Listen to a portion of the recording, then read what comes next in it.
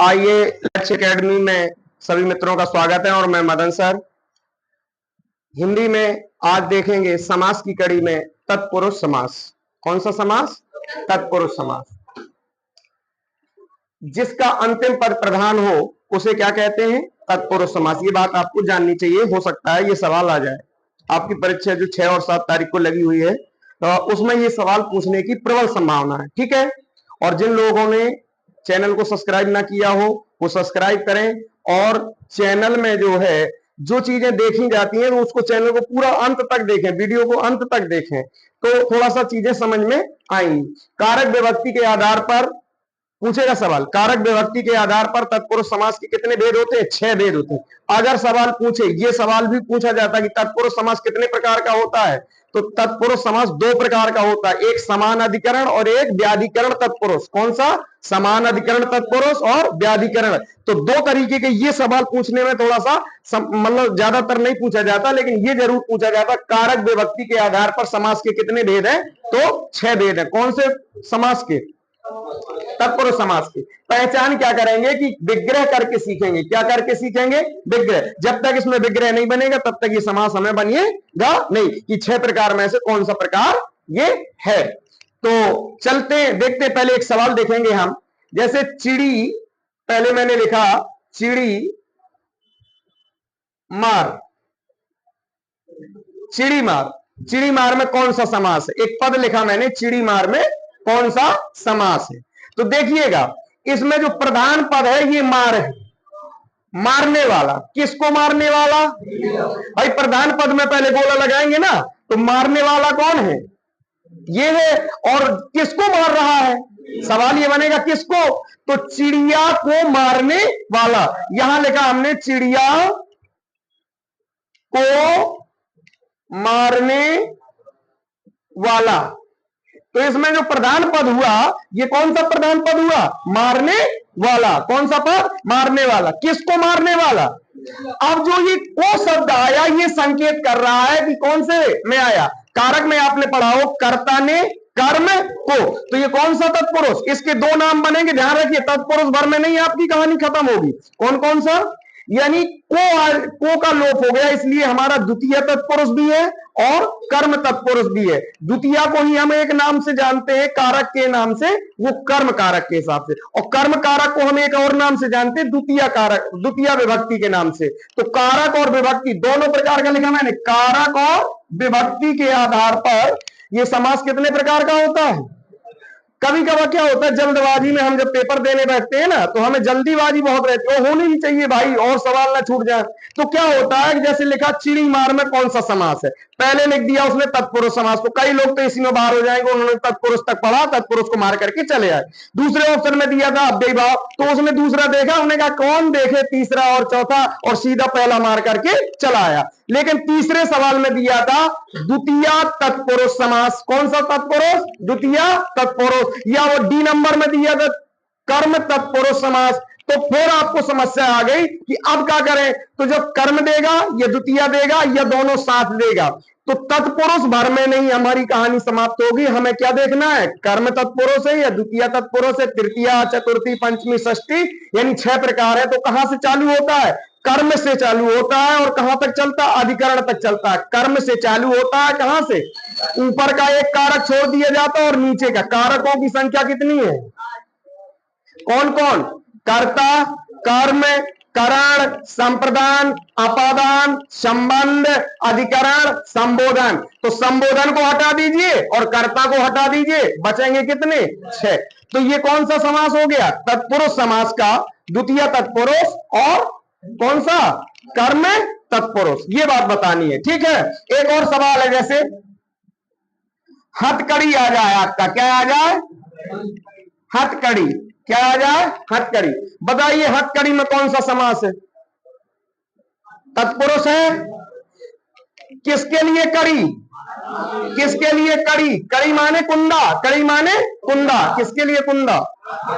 कुंदा तो जानते होंगे, दिया है कभी? अच्छा पहने, ये कड़ा है। अच्छा, कुंदा, कुंडा का मतलब जो फांसने वाले होते हैं, कड़ियां बन जाती है जिससे, तो ये कड़ी है। और किसके लिए कड़ी? हाथ के लिए कड़ी। तो क्या आ गया, अब बना क्या इसमें सवाल, विग्रह क्या बना, हाथ के लिए कड़ी, हाथ के लिए कड़ी। ठीक है, तो अब किसका लोप होगा बीच में? जिस चीज का लोप हो उसी में समास चला जाए। के लिए कहां आता है? चतुर्थी में आता है और संप्रदान में आता है। तो चतुर्थी विभक्ति है और संप्रदान कारक है। तो चतुर्थी तत्पुरुष और संप्रदान तत्पुरुष। आई बात समझ में? थोड़ा आगे बढ़ते हैं। जैसे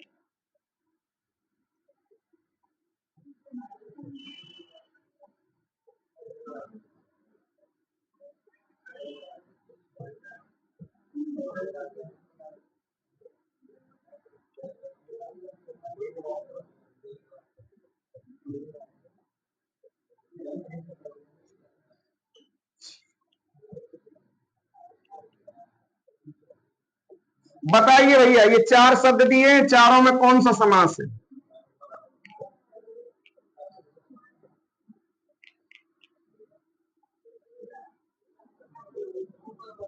हाँ बताइए। ऊपर वाले में तत्पुरुष है, क्या बनेगा? कौन सा तत्पुरुष है? अच्छा, बैल के लिए गाड़ी, उसमें बैल ही जहां हो भाई, बैल के लिए गाड़ी, बैलगाड़ी मतलब बैल के लिए गाड़ी। वो स्पेशल किसके लिए बनाई है गाड़ी? बैल ही, जैसे बैल को मार्केट जाना है तो बैल ही लेके जाएगा, बैल को अगर चरने जाना है तो गाड़ी लेकर के जाएगा। के लिए का मतलब जैसे आपके लिए कोई चीज बनाई हो तो क्या बैल के लिए बनाई गई गाड़ी? क्यों ऐसा विग्रह करते हो? विग्रह सही से करना है। तो ठीक है, बैलगाड़ी हो गया तुम्हारे हिसाब से, ये नहीं बना आपसे। मालगाड़ी, हाँ माल के लिए गाड़ी। माल का मतलब कई लोग अलग अलग तरीके के माल समझते होंगे, लेकिन माल में मुख्य रूप से क्या है? सामान। माल का मतलब, हाँ सामान के भी कई अर्थ है। कभी आप चौराहे में खड़े होकर के अपनी आंखों से देखते होंगे, हैं? हाँ समझ गए ना? हाँ समझने वाले समझ जाते हैं। ठीक है, तो ये तो आपने सही बना लिया, माल के लिए गाड़ी। कौन सा समास? तत्पुरुष समास। लेकिन तत्पुरुष का भी आगे संप्रदान तत्पुरुष या चतुर्थी तत्पुरुष, ये बिल्कुल सही है। ये संप्रदान भी हो सकता है और इसी का नाम है चतुर्थी। हाँ चतुर, सब चला गया।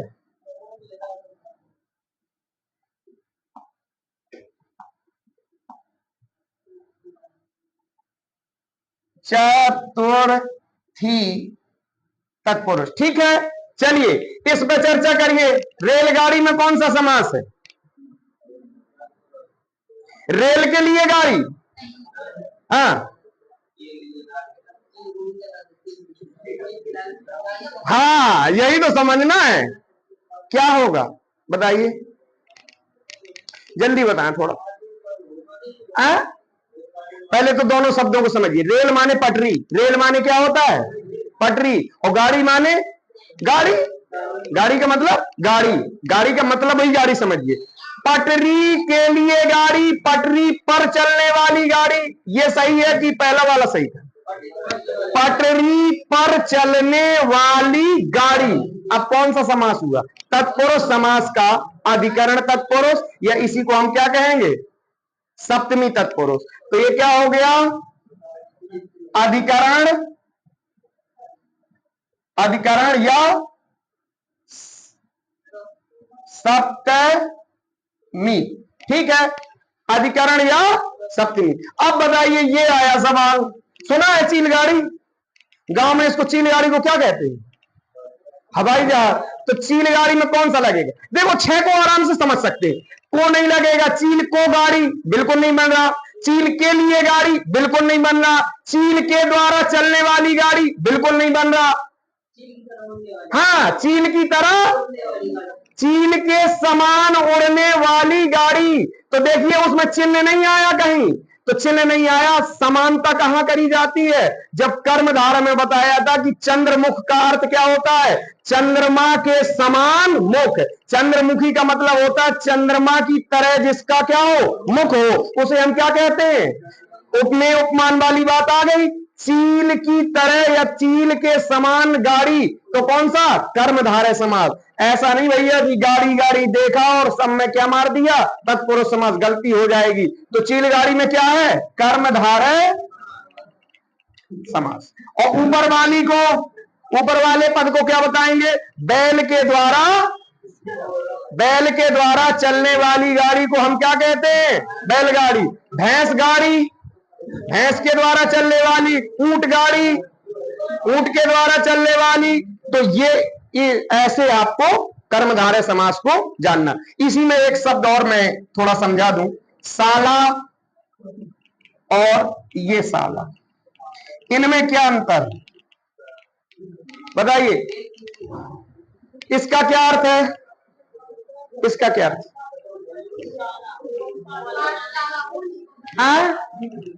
इसका अर्थ क्या होता है? ये अपनी पत्नी का भाई, तो ये वाला साला। अब ये तो साला का मतलब, इस साला का मतलब जहां ये साला आ जाए इसका मतलब होता है जगह। क्या होता है? जगह। पाठशाला का मतलब पढ़ने के लिए जगह। प्रयोगशाला का मतलब प्रयोग के लिए जगह। विज्ञानशाला का मतलब विज्ञान के लिए जगह। गौशाला का मतलब गायों के लिए जगह। शाला का मतलब समझ में आ गया? अब गलती तो नहीं होगी, ठीक है। अब आपको लिए चलता हूं मैं, इसका एक बार अवलोकन कर लें। द्वितीय तत्पुरुष में पहचान के लिए आपको क्या आएगा? को आएगा। क्या आएगा? तृतीय तत्पुरुष में दिख रहा है ना सभी को? हाँ, बड़े बड़े अक्षरों से दिख रहा है। तो तृतीय तत्पुरुष या करण तत्पुरुष एक ही नाम है। उनकी पहचान क्या है? से आएगा या के द्वारा। बीच में क्या आ सकता है? हाँ, से दो जगह आता है। कहां कहां? करण में भी है, अपादान में भी है। अपादान वाला अलग और करण वाला साधन के रूप में प्रयोग होगा। किसके रूप में प्रयोग होगा? जैसे राम बस से कानपुर जाता है, तो इसमें से आ गया। तो कौन सा से है? ध्यान से समझिए, कौन सा से है? राम कानपुर बस से, करण है।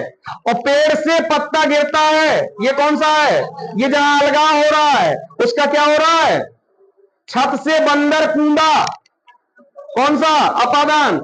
राम ने रावण को बाण से मारा, से मारा कौन सा है? अपादान कहां से हो गया? अरे बाण से मारा तो कौन सा? साधन का रोग काम किया। उसने सांप को लाठी से मारा, तो लाठी क्या है? साधन है। जहां साधन का काम करे वो क्या है? करण। और जहां उससे अलगाव की बात हो, अलगाव बहुत अच्छा आसानी से समझ सकते हैं, ठीक है। अब संप्रदान भी समझ लीजिए। संप्रदान का मतलब अच्छे ढंग से दिया गया दान ही संप्रदान है। फिर से बोलिए मुंह से, अच्छे ढंग से दिया गया दान ही क्या है?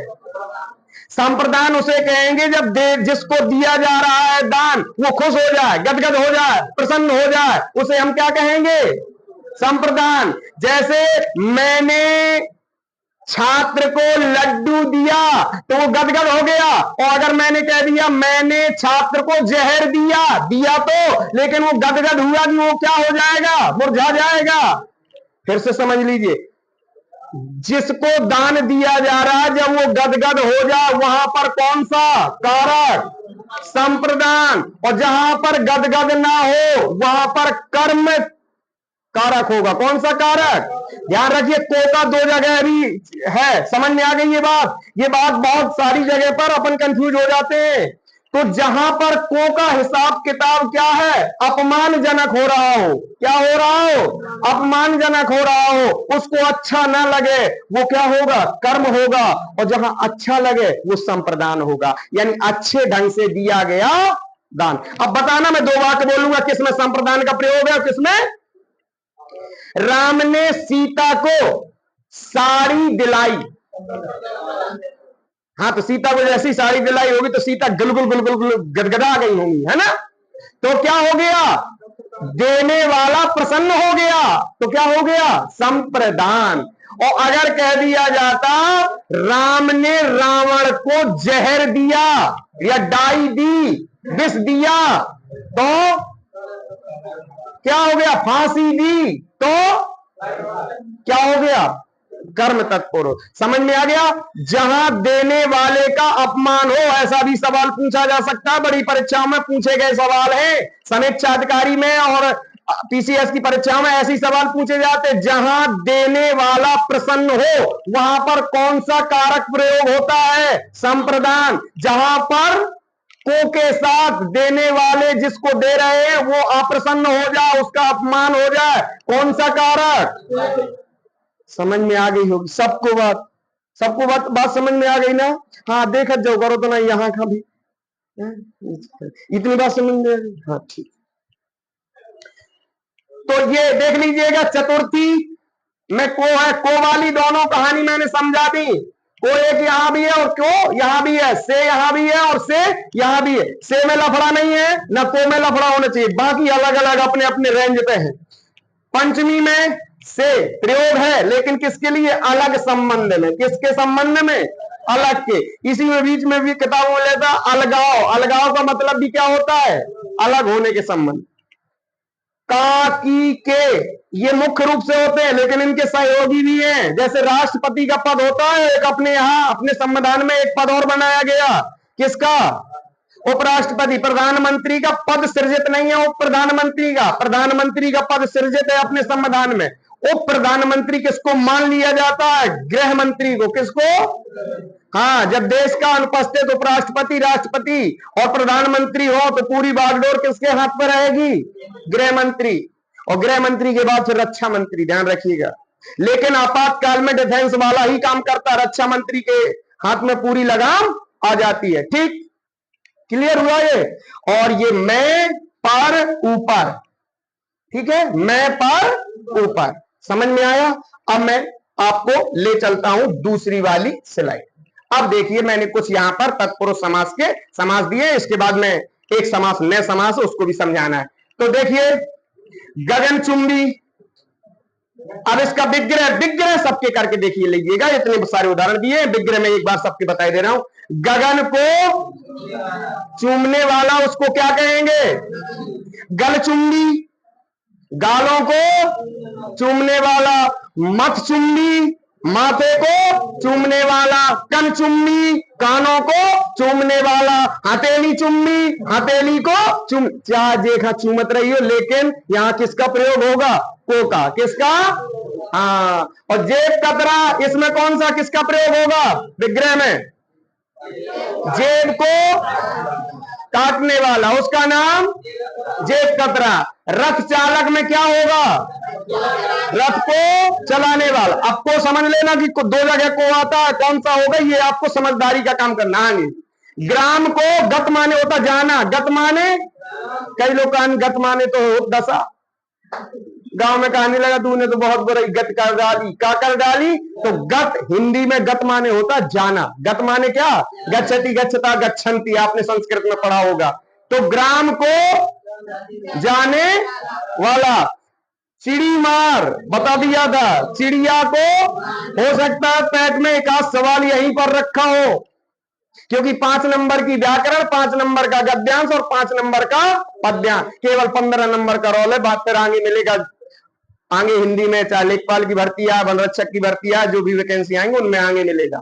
चिड़ी मार बना लोगे, चिड़िया को सूर चरित, सूर के द्वारा रचित, सूर के द्वारा रचित। चरित को हम क्या करेंगे, रचित, सूर के द्वारा रचित। तुलसी कृत, तुलसी के द्वारा कृत, कृत माने भी क्या होता? रचना करना, कृत माने रचना करना। हाथ के लिए कड़ी, हाथ के लिए पाठ के लिए, पढ़ाने के लिए साला। कौन सा साला है? जगह वाला। कौन सा साला? हाँ, गौशाला, गाय के लिए। हाँ, ये सवाल आया परीक्षा में कई बार। रसोई घर, रसोई माने क्या होता है? रसोई का मतलब भोजन, रसोई का मतलब भोजन, जिसमें हमें आनंद आए उसे क्या कहते हैं? भोजन। भोजन के लिए उसे क्या कहते हैं? रसोई घर। अब क्या उसका नाम बन गया इंग्लिश में? किचन, जहां किच किच होत रहा था। पहले ये पवित्रता होती थी, रसोई घर में चप्पल जूता पहन करके नहीं जा सकते, चाहे लेडीज जाए और चाहे जेंट्स जाए। लेकिन आजकल तो ऊंची एड़ी की ऐसी ऐसी करते रहते हैं बिल्ला और पैरे रहते। अरे कम से कम खाना बनाओ तो मैं तो उतार के रख दी खड़ा हूं खा है, ऐसो नहीं करो चाहिए। हाँ हम ऊंचे नहीं है ना, ऊंची एड़ी की। रसोई का मतलब भोजन के लिए घर। मालगाड़ी आ गया, ये मालगाड़ी ना जय कहूं, माल का अर्थ क्या है? बाकी लोग समझने वाले समझते रहे, जैसा मैं कह रहा हूं वैसा ही आप समझ रहे हैं, बिल्कुल सही है। हरी झंडी है, आप भी रास्ते पे हैं, हम भी रास्ते में। माल का मतलब सामान है। हाँ, अपने अपने सामान का ध्यान रखे। यात्रीगण, ऐसा सुना होगा आपने प्लेटफार्म में, कोई बदमाश ले जा फिर जिम्मेदारी नहीं है। हाँ, उसके जिम्मेदार खुद। तो माल के लिए ऋण मुक्त, ऋण से मुक्त। मुक्त माने अलग, मुक्त माने इसकी मीनिंग आपको समझना। मुक्त माने क्या होता? अलग। तो ऋण से, ये सवाल बहुत बार परीक्षा में पूछा गया है। चित्त का मतलब होता है अलग हो जाना। चित्त का मतलब क्या होता? अलग हो जाना। और किससे? कभी कभार आपने सुना होगा कि पद से हमको हटा दिया गया, हिंदी में इसको प्रयोग किया जाता, पदच्युत कर दिया गया। क्या कर दिया गया? पद से अलग। इस सवाल को आप ध्यान पर रखिएगा। विद्या विहीन, विद्या से अलग, यानी विद्या उसके पास नहीं है। यही एक सवाल मैंने एक बार और पूछा था आपको कभी क्लास में, कामचोर का मतलब क्या होता? काम से जी चुराने वाला, काम से बचने वाला। तो काम से अलग होगा तो कौन सा समास? अलगाव के लिए मैंने बताया था कौन सा? अपादान तत्पुरुष। जलहीन, बताओ, जहां जल ना हो। नहीं का मतलब अलग, नहीं का मतलब अलग, तो क्या है? अपादान। यहां कौन सा? पद भ्रष्ट, पद से अलग, पद से भटक जाना अलग।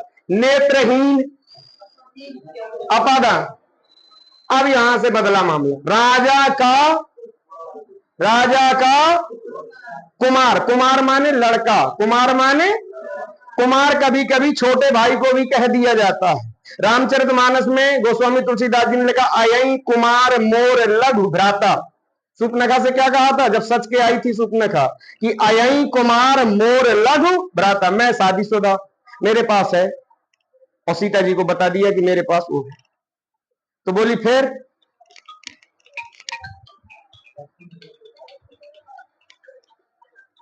तो बोली क्या फिर?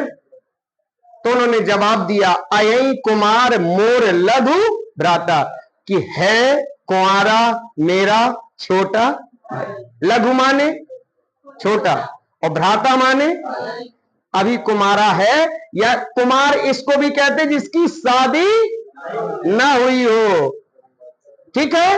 हाँ, अयी कुमार मोर लघु भ्राता। तो ये कुमार का मतलब किनको, किनको? हाँ, समझ में आ गई बात। तो यहां राजा का कुमार, यहां राष्ट्र का, यहां राजा का, कन्या का, कन्यादान भी आता है। कन्या का दान, कन्या को ही क्या कर दिया जा, दान कर दिया। अब कई लोग इसका अर्थ गलत लगा, कन्या के लिए दान। बताओ तुम कबू कन्या कहां हो जाते? कन्या खुदा लेके जाती क्या कुछ? कन्या का ही दान, कन्या का दान। कन्यादान में कौन सा समास? कौन सा समास? तत्पुरुष समास का संबंध तत्पुरुष, जैसे षष्ठी तत्पुरुष भी कहते हैं। भूल ना जाना, ध्यान रखना। कारक कौन सा, विभक्ति कौन सी है? कारक विभक्ति बिल्कुल मैचिंग करना चाहिए। कर्म में द्वितीया, करण में तृतीया, संप्रदान में चतुर्थी, अपादान में पंचमी और संबंध में षष्ठी, अधिकरण में सप्तमी। तो इस तरीके से आपको सभी ध्यान रखना। आप बीती, ये बड़ा कठिन, ये बड़ा गंभीर शब्द है। जब कभी आदमी परेशान हो जाता ना, दो चार लोगों के गुत्था में बैठता है ना, गुत्था जानते हैं, जमावड़ा, भीड़, कहता भैया क्या करें, तुम कौन समझा तू हो, जैसी मोए ऊपर बीत रही। और खास करके अगर प्रेम को मामला हो तो फिर देखो उनके ऊपर कैसी बीतत। कान लगत कसम से बिल्कुल भूख ही नहीं लगत। 4-5 ठैया हमने हेम पुष्पी पीडारी शिशियां, कछु आराम नहीं लगू, काहे का लगने। हाँ, हेम कितना अनुभव तुम लोगों को। मैंने पुष्पी कहा, आपने कहा पुष्पा, यूज करते होगा भाई। अनुभवशील लोग भी बैठे और परीक्षा इसी में होती है। तो भाई साहब, आप बीती का मतलब खुद पे बीती हो, खुद पे। हाँ, बड़े परेशान होते भाई साहब। ये मर्ज कोई डॉक्टर नहीं ठीक कर सकता। कौन सा? इस वाला। चाहे जितने इंजेक्शन लग जाए ठीक नहीं हो। पता नहीं ये कौन सी बीमारी है। इसी को हम कहते हैं आप पर। भगवान करे को पे न बीते है?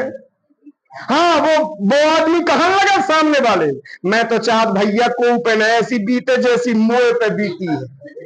ठीक है भैया, वो कह तुम्हारे ऊपर कछु नहीं बीती, दूसरे वालों अपनो। अरे तुम्हारी तो तनक समस्या, मोए ऊपर देखो कितनी बीती। अब भाई काल ही नंबर लो और आज ही सोचो, बताओ कौन। ठीक है। हाँ, देखिए भाई साहब, आपकी 5 तारीख तक क्लास शायद रहेगी और फिर 6 तारीख को आपको पेपर देने जाना, 7 तारीख को। जितने ही आप हंस करके जाएंगे, अपने आप को फिट करके जाएंगे, अपने आप को प्रफुल्लित करके जाएंगे, उतने ही पेपर में फंसे।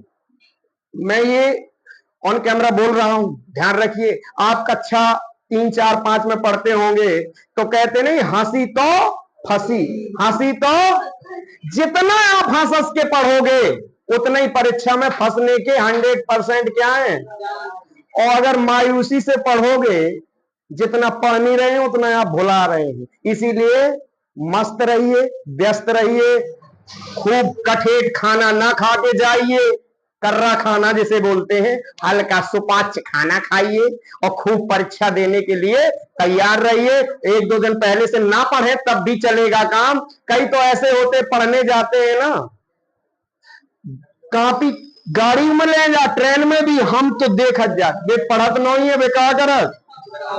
इस पे क्लास में 5 तारीख को शायद थोड़ी सी 10-15-20 मिनट की कैसे जाना है आपको, कैसे क्या परीक्षा अटेंड करना है, उस पर चर्चा करेंगे, ऑन कैमरा करेंगे शायद। वनवास, वन में वास, वन में धर्म में वीर, धर्म में कर्म में प्रवीण, प्रवीण का मतलब चतुर, चालाक, तेज। प्रवीण का मतलब क्या होता है? तेज, यानी किसमें तेज? कर्म में तेज। तो लगभग ये क्या थे, हमारे उदाहरण थे। अभी और 10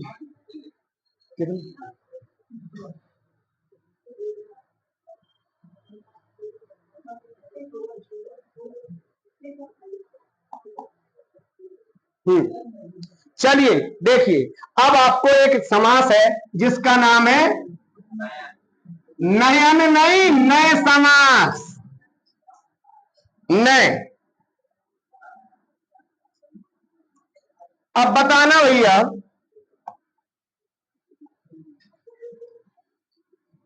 नहीं, मत, ना।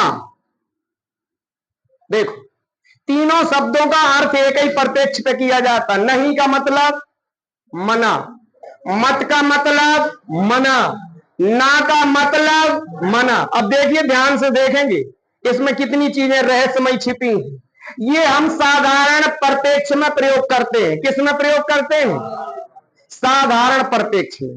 और इसका प्रयोग हम जहां कोई खतरा हो उसका प्रयोग करते हैं। किसका? मत। जैसे बिजली के तार नहीं छुओ, ऐसा नहीं, बिजली के तार मत छुओ। और इसमें ये साधारण राम खाना नहीं खाता है, नहीं का प्रयोग। ऐसा नहीं कि राम खाना मत खाता है, ऐसा नहीं, या मत खाओ, ऐसा नहीं। हाँ, मत जरूर कहेगा, कब? जब उसमें जहर मिला होगा तो कहेगा राम खाना मत खाओ। तो ये डेंजर, खतरनाक, ये कैसा? साधारण। अब ये क्या है? इसमें तो कभी कभी मुझे नहीं समझ में आता कि ये मना कर रहा कि हाँ कर रहा। कभी ये बड़ा प्यार का है ना, प्यार का। जब कभी कोई जाने लगता है तो कहते ना जाओ,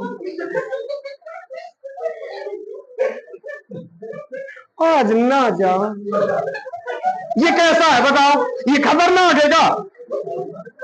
और कई लोग बगल में बैठे होंगे, सख्त चले आएंगे, चिंगोटी काटेंगे, वो कहेगा ना ना ना। ओ कहो ना ही ना करो तो भाई प्यार हो जाए। आप गाना बन गया, ना ना करते प्यार हाय में मर गई मर गई मर गई। वो कितने बार कहते हैं? समझ में आ गया?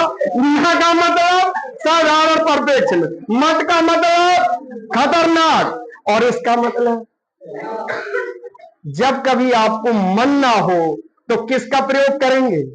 ना ना।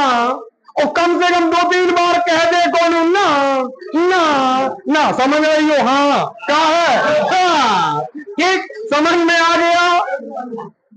अब हाँ, अब विग्रह सीखिए। किसका? ये नया समास है। इसमें किसका प्रयोग होगा? मैं वही प्यार वाले का ही प्रयोग करूंगा, मैं और दूसरे का करूंगा ही नहीं। ना का मतलब है, जैसे आया ना ईश्वर, इसका मतलब क्या हो गया? जहां ईश्वर ना, जहां ईश्वर ना हो। देखिए, ना के बाद ध्यान रखना है, जब क्या हो? स्वर हो। क्या हो? तो क्या बन जाएगा ना का? अन। क्या बन जाएगा? अन। ध्यान से समझिएगा, जब ना के बाद क्या हो? स्वर हो, तो ना का क्या बना? अन। और जब ना के बाद क्या हो? व्यंजन। देखो, ना के बाद ना धर्म, जहां धर्म ना हो तो ना के बाद क्या आया? व्यंजन। तो क्या हो जाएगा ना का? आ, बन गया ना ईश्वर। क्या बना?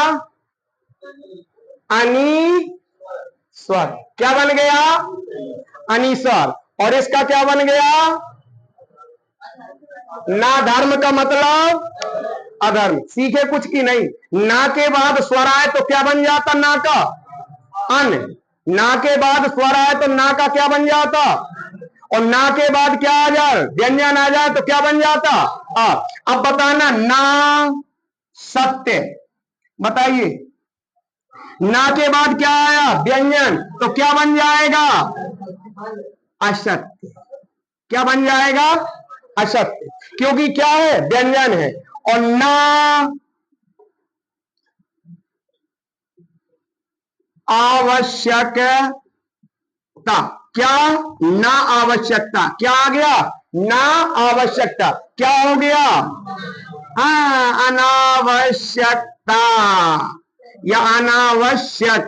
आवश्यक का मतलब आवश्यकता, और ना, तो ये क्या कर देता? पद को उल्टा कर देता। क्या कर देता? पद को उल्टा। उल्टा का मतलब विपरीत। विपरीत का मतलब विलोम शब्द। विपरीत का मतलब विलोम शब्द। मैं अब समझ में आ गई। ना के बाद स्वर क्या बनेगा?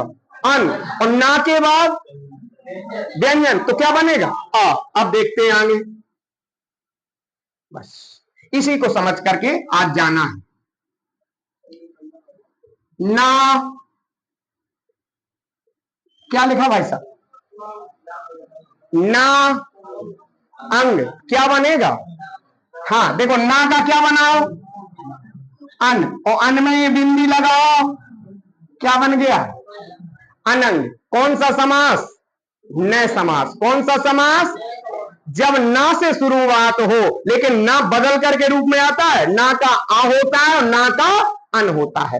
तो या तो आ जाए और या क्या आ जाए, अन आ जाए। ना पहचान करने के लिए क्या आ जाए, या तो ना आ जाए और या क्या आ जाए, अन। उसमें कौन सा समास, न समास। कौन सा समास, न समास। समझ में आया।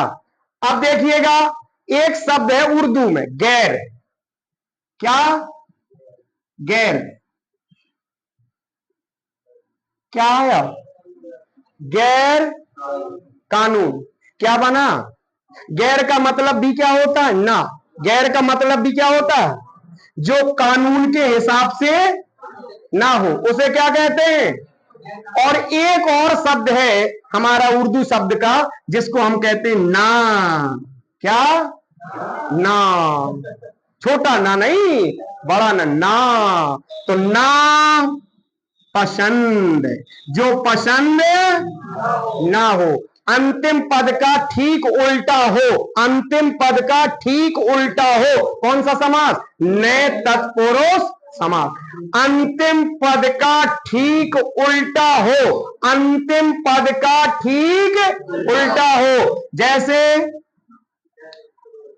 अनिच्छा, भैया लास्ट में जाओ, पीछे से जाओ। कहां से जाओ, पीछे से। पीछे से आए धीरे धीरे, कैसे आए, क्या बना पीछे, इच्छा।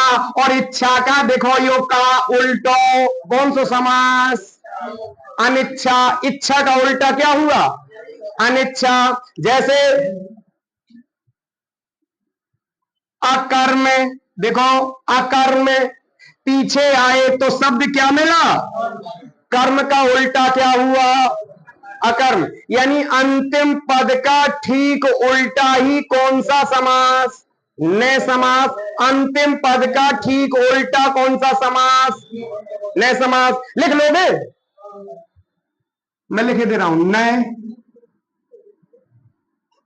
अंतिम पद का ठीक उल्टा